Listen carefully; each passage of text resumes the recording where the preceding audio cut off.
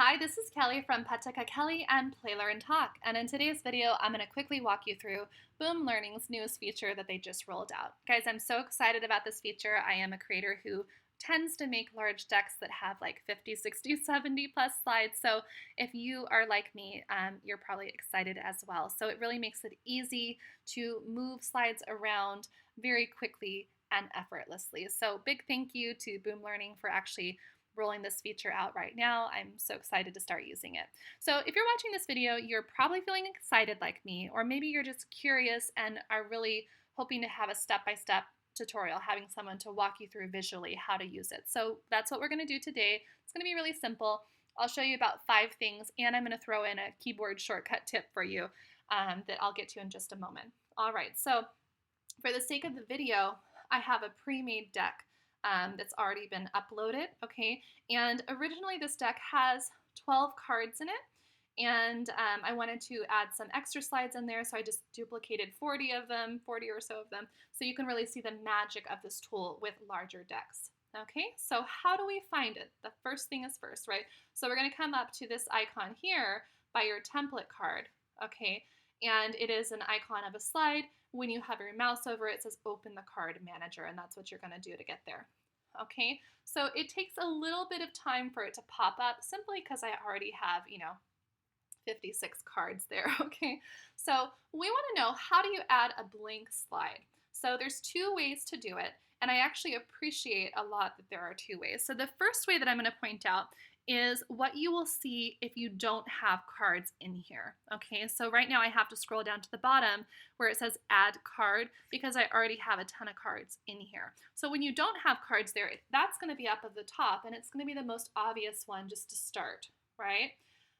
But if you have cards already in here, that can take you some time to scroll down, right? 1 second, 2 seconds, 3 seconds, they all add up.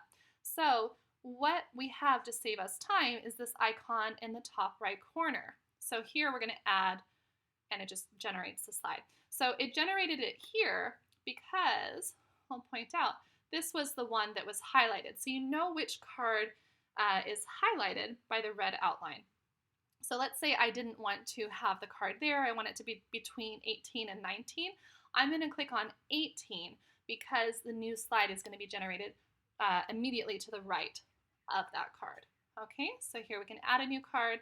If we wanted to duplicate the card, we want to make sure it's highlighted in red, duplicate. Same thing applies for an actual, picture card. Go ahead and duplicate it.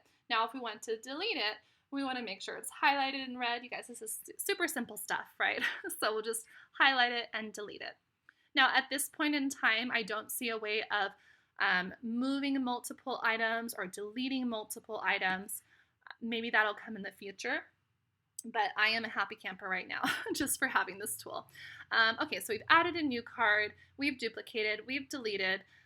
Let's go ahead and add a card that has a pre-made background. So if you've watched any of my videos, you know I love creating in Keynote beforehand. Maybe you do too, or maybe you create in PowerPoint or something like that. So you want to be able to actually add that image in. So once again, we want to add something.